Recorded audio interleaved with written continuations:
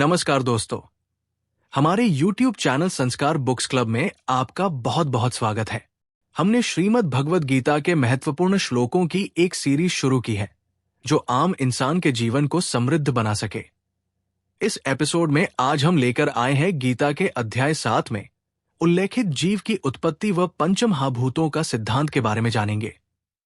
जीव कैसे जन्म लेता है, वह सृष्टि का निर्माण कैसे हुआ, इसके साथ ही प्रलय कब और क्यों आती है, इसे भी विस्तार से समझेंगे। मेरा आपसे विनम्र निवेदन है, यदि इन सभी बातों के बारे में जानना चाहते हैं तो वीडियो को पूरा अवश्य देखें। मेरा वादा है इनसे संबंधित आपके दिमाग में आया हुआ कोई भी प्रश्न बाकी नहीं रहेगा। और हाँ, यदि आप हमारे चैनल पर नए हैं तो इसे लाइक, शेयर और सब्सक्राइब अवश्य कर लें। शुरू करते हैं आज का एपिसोड, तो सुने श्लोक संख्या 4 से 7 तक। भूमिरापोन्नो वायुअख मनो बुद्धिरेवच अहंकार इतियम में भिन्ना प्रकृतिरष्टधा अप्रेमितस्त्वन्य प्रकृति विद्धि में पराम जीव भूता महाबाहो यैद धार्यते जगत ऐद्योनिनी भूतानि सर्वाणि त्युब्धारे अहकृत्स्नस्य जगतः प्रभवः प्रलयस्तथा मत्तः परतर नान्यत् किंचिदस्ति धनंजय मयि सर्वमिदं प्रोत सूत्रे मणिगणा इव। श्री कृष्ण बोले, पृथ्वी, जल, अग्नि, वायु, आकाश, मन, बुद्धि और अहंकार, ये मेरी 8 तरह की प्रकृति है। ये 8 तो मेरी अपरा अर्थात जड़ प्रकृति है। हे महाबाहो, इसके अलावा परा प्रकृति को अलग जान जो जीवरूप है और जिससे ये जगत धारण किया जाता है। ऐसा समझ कि सभी इन दोनों प्रकृति से ही जन्म लेते हैं और मैं ही पूरे जगत का उद्भव और प्रलय करता हूं। हे धनंजय, मुझसे ऊंचा और कुछ भी नहीं है। धागे में मणियों के समान इस पूरे संसार में सब कुछ मुझ में ही पिरोया हुआ है।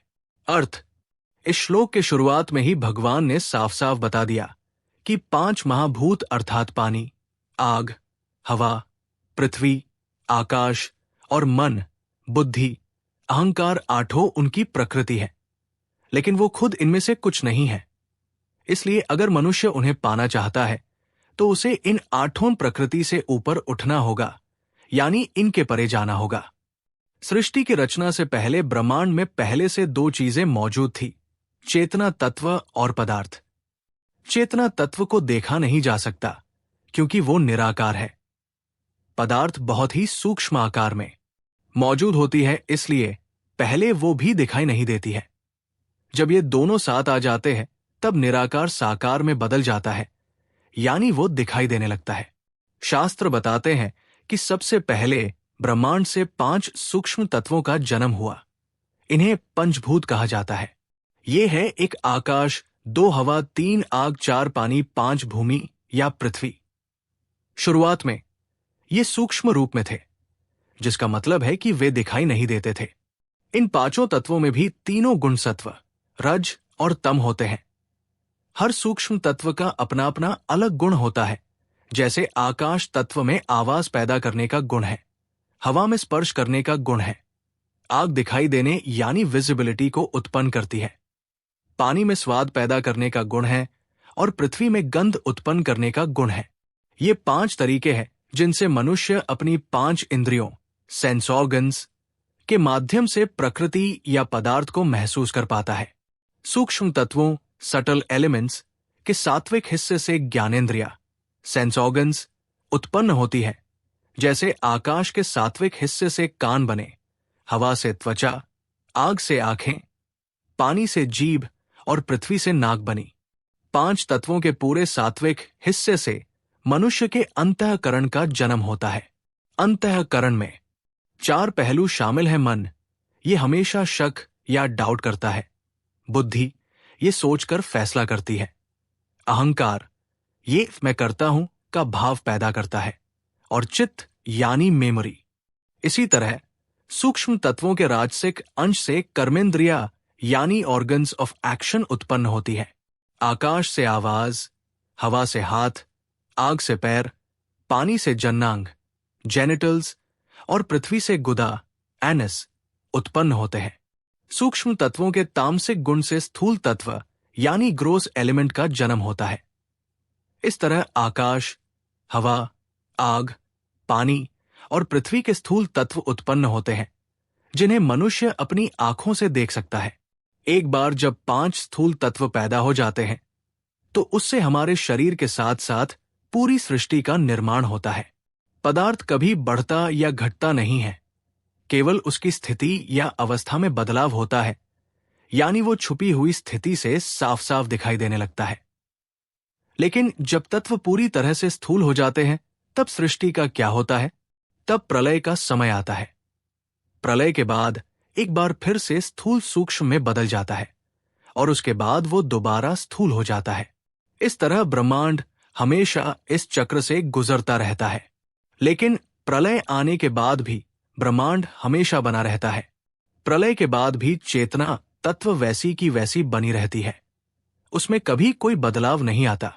अगर आप सूक्ष्म और स्थूल के बीच के फर्क को समझना चाहते हैं, तो अपने शरीर और मन की तुलना कर सकते हैं।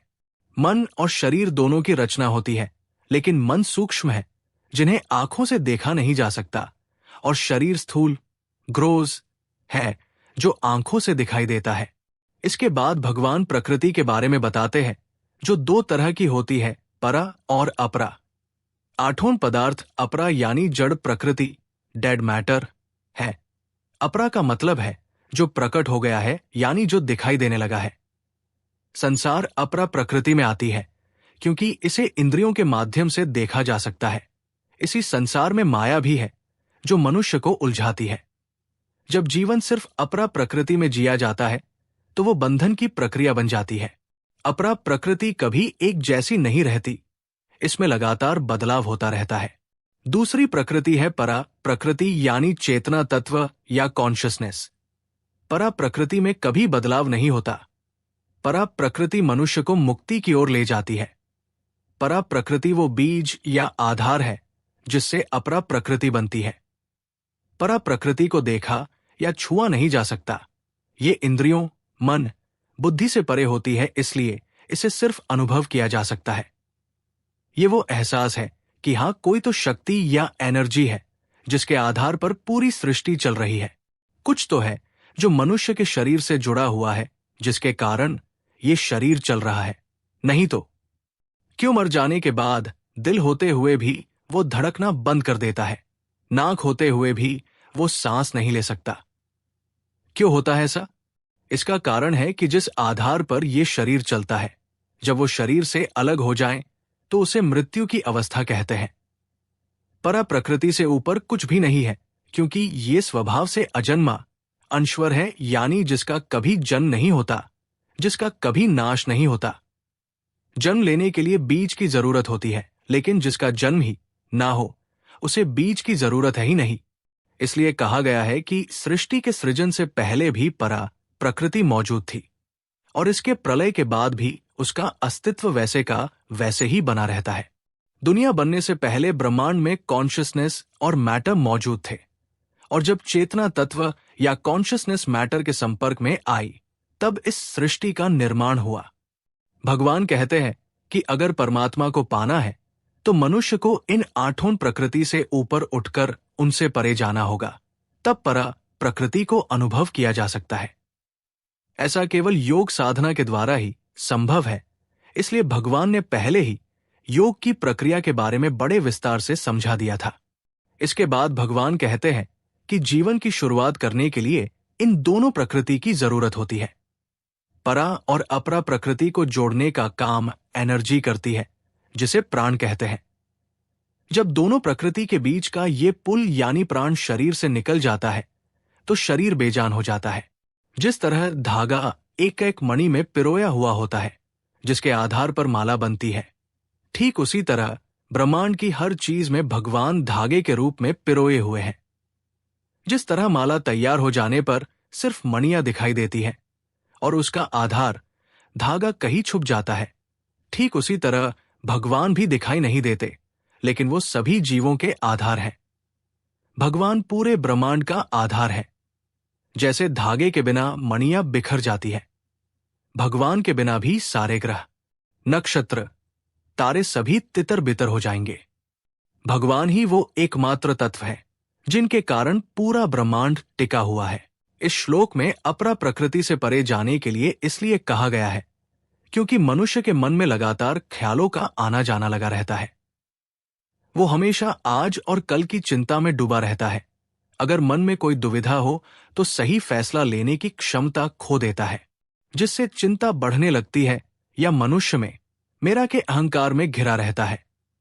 मनुष्य इन्हीं आठों प्रकृति में अपना जीवन जीता रहता है और भगवान को पाने की कोशिश ही नहीं करता।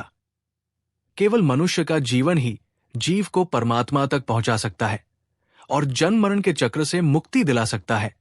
इसलिए मनुष्यों के कल्याण के लिए भगवान उन्हें अपरा प्रकृति की माया से निकलकर उन तक पहुंचने के रास्ते पर चलने के लिए कहते हैं। इस एपिसोड को पूरा देखने के लिए बहुत बहुत धन्यवाद। यदि आप चाहते हैं कि ऐसे ही ज्ञानवर्धक वीडियो लेकर आते रहें तो कमेंट अवश्य करें।